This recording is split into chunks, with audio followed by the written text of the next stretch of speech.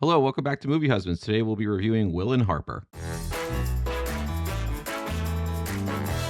When Will Ferrell finds out his close friend of 30 years is coming out as a trans woman, the two decide to embark on a cross-country road trip to process this new stage of their relationship in an intimate portrait of friendship and transition. The film stars Will Ferrell, Harper Steele, and is directed by Josh Greenbaum. So, Matt, what'd you think of Will and Harper? All right, so you just mentioned Josh Greenbaum, which I want to quickly point out was also the director of Barb and Star Go to Vista Del Mar. It's a film I honestly still think about to this day, if not for just how ridiculous and unhinged it was, in a very good way, I would say. I think I gave that a D, if I remember correctly. I think I gave it a C+ or something. Or no, I think I gave it like a B or a B-. Yeah, we were nicer with our grades back then. This film is not your typical movie. It's a documentary. So the role of being a director doesn't change too much, but the output is something certainly different. Documentaries strive to showcase portraits of real-world subjects, and because of such, there is no creating a script or a story that has a planned beginning, middle, and end. With that said, this documentary tries to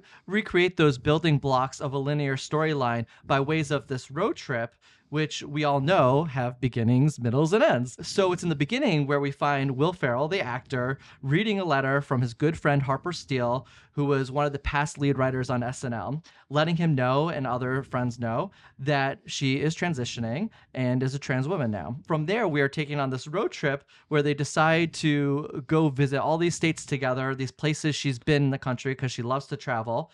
And through this journey, they get to relearn their friendship, and Harper also gets to explore her life and the connection to the world around her. So with all that said, I found Will and Harper to be a very heartwarming, laugh-out-loud funny, and sometimes intense reflective portrait of what it's like not only coming out to a dear friend, but also to the world around you. Now, while the film doesn't really get too deep into all the subjects of being trans, I think it does a wonderful job covering so much ground on so many of the whirling emotions and experience that a trans individual experiences. And this includes the fears of returning to places you used to visit, and whether you would still be accepted there, the unlearning of all the self-hatred that society forced upon you, and the exploration of friendship and how that changes and evolves with this new revelation. These are just some of the things the documentary grapples with, but it does so with so much grace, humanity, and humor. Yeah, Will and Harper is a sweet film, and it's a kind of an atypical documentary in some ways. In a lot of ways, it's just the observation of a friendship evolving through time. Though in a way, we have Will Ferrell, who is a famous actor, and then you have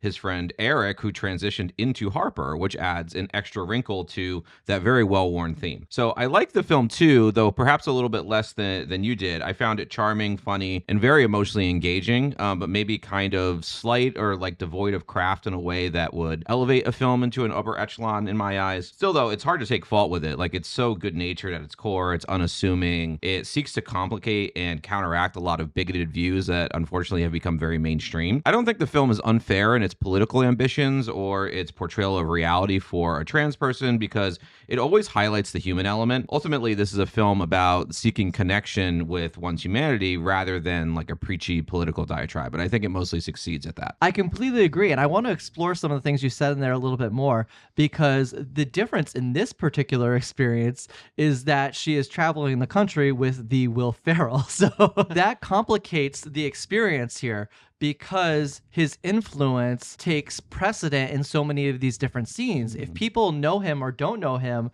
that's affecting the outcome of a certain scene as well as their personal experience. I think sometimes that actually may help the situation Harper finds herself in, and in other times, as we see, it actually hinders it. I found those explorations very interesting, but also probably very unique to this particular trans experience than others who don't have a famous friend. Yeah, Will's fame is definitely an interesting character of the story. Like, at times it's used as a shield for Harper, which is great, as like some of the bro-y guys who are into comedy, quote unquote, who have an affection for Will Ferrell, perhaps that would disarm them faster than some other scenario. But at the same time, there are times when Harper feels that her transness is on display at the expense of Will Ferrell's fame, which is totally understandable. Will Ferrell is clearly like a good-natured person, and there are scenes in the film where his uncynical view of the world, I think, is somewhat troublesome for Harper. So for instance, there's a scene where they meet Eric Holcomb.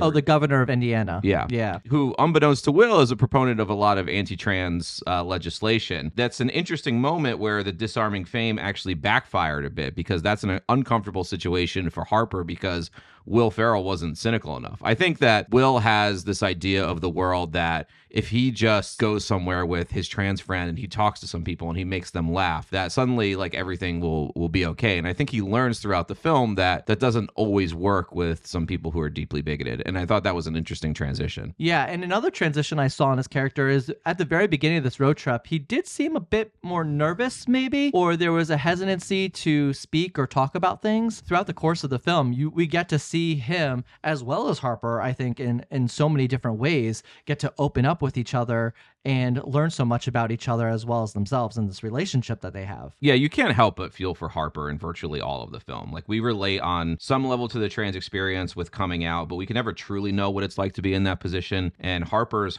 heartfelt confessions of self-hatred and loneliness are sadly all too common, but all the more difficult to hear, I think. Obviously, the goal here isn't for trans people to feel that way, but hopefully for somebody watching at home to identify with Harper, and whether that person is a trans person who sees their experience on screen for the first time, or whether that's frankly a cis person who is seeing their humanity reflected in Harper. I think that's all a good thing, because humanity is universal after all. Yeah, and there's these certain things she's dealing with that are, I think, universal to a lot of the LGBTQ experience, but also specifically to the trans experience, is learning to accept yourself. Throughout this documentary, she is learning this process of self-acceptance and self-love, which is something you really have to untwine in your mind from everything that's been put there. Mm-hmm. Most heartbreakingly and serious of so much of what we see from her past are these journal entries that she wrote to herself back in the day when she felt alone and when she knew what was going on with her but couldn't express it to anybody else. So these journal entries are very painful to hear, but they are part, I would say, of the backbone of this documentary. I think you were talking about this a little earlier. It's a little simplistic in the way that it dives into a lot of these emotions. It doesn't get really, really deep into them, but these journal entries do, and I think they're a necessary component of the documentary. I think one of my biggest issues with the film, and it's something that you didn't seem to mind or be that affected by, but to me, some of this film felt set up as if they're rehashing conversations already, or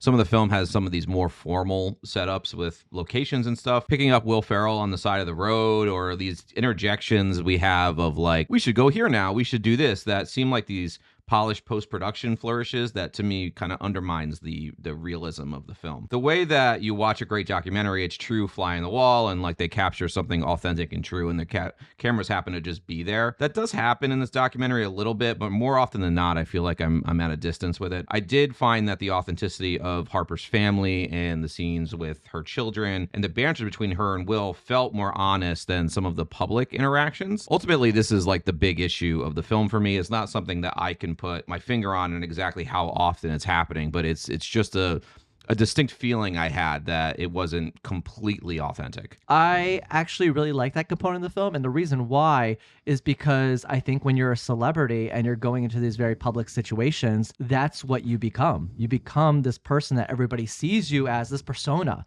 that everybody thinks they know you. So to me, I saw it as, well, this is Will Ferrell, like going into a public space with all these phones on him, and it changes the way in which you interact with other people, or the way people are interacting with you, which is very inauthentic, I think, when you're famous. If we got a better sense of place of where they were, or maybe deeper stories with some of the people that they were talking with, I think I would have felt more in tune with that authenticity, but it kind of got glossed over. And I found that those scenes were the least successful and least insightful, at least for me. It's not 100% true all of the time. Like, for instance, there is an interaction towards the end of the film on the Grand Canyon where they're speaking with a retired therapist, and she talks about how she had a trans patient and she didn't deal with it correctly at the time because it's something that was outside of her purview. It's not something that she understood at the time. And I thought that was a really insightful and interesting and clearly authentic interaction. I wish there was a little bit more of that. Another really good example actually is when the Native Americans in the bar, they play like a native song for her in a way that like welcomes her to the state. I thought that was really beautiful. If there was like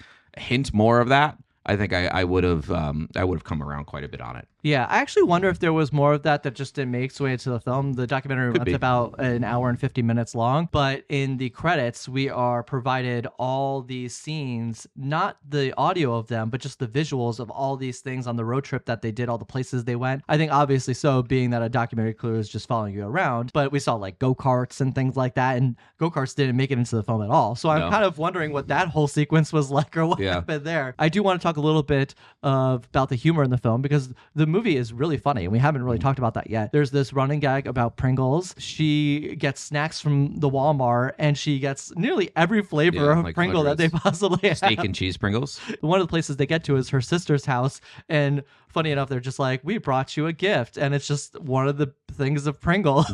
Yeah, I found that, I don't know why I didn't put my finger on this before, but I really related to Will Ferrell's sense of humor. Like, he has this idea of just making things a touch more awkward than they need to be and keeping it completely straight-faced and dry the whole time. There's some irreverent humor here that is really funny in the context. This is in the trailer, so I don't think it's spoiling too much, but he has this joke where he asks Harper if she's a worse driver now that she's a woman. So there's like some typical Will Ferrell humor here that within the context of the film, I actually think works really well. And there's a few of these other funny moments where Harper makes a point to say this is Will Ferrell, and the person has no idea who they are. Yeah, so I love that. It was really funny when that happened. Anyways, are you ready to go to grades? I'm going to give Harper and Will a B. I think this is mostly a lovely film. It's going to be on Netflix in a couple of weeks. I could see somebody stumbling on this on Netflix and having a very nice afternoon. It's a very good feel-good film. Some of those issues that I talked about in our review did pervade for me and kept me at an emotional distance that I wish I felt more of what was happening on screen. At the same time, I mean, the fact that the film is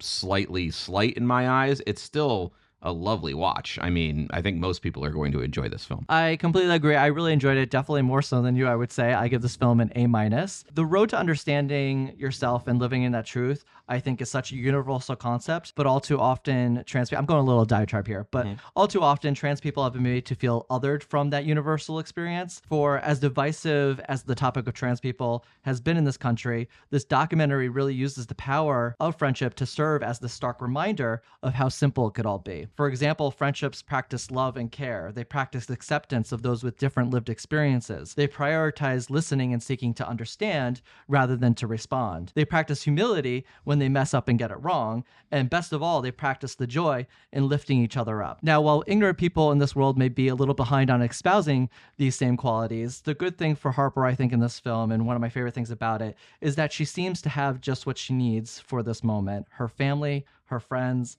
and most importantly, her acceptance of self. And I found this to just be a wonderful documentary. Side note, Kristen Wiig has a place in this film as well. There's actually a few other people that show up. Yeah, a bunch of SNL cameos. Yeah. And Kristen Wiig is one of them, but she is asked to make a theme song by them. They call her like early in the trip. They're like, can you make us a theme song? By the end of the film, they're calling her. They're like, if you have about 8 minutes, because we're coming to the end of the It's a very meta moment, but I thought she just bailed on them. I was very upset. And then this beautiful song plays in the credits. And I thought it was just a wonderful moment. You really need to stay for the credits of this movie because you see all the additional footage that plays throughout the credits after this song takes place. So it's a really poignant moment, and it means a lot to the film itself as a whole. Okay, so that's our review of Will and Harper, which is now in theaters and will be on Netflix on September 27th. So definitely check it out. Let us know what you thought of the film in the comments, and we will see you next time.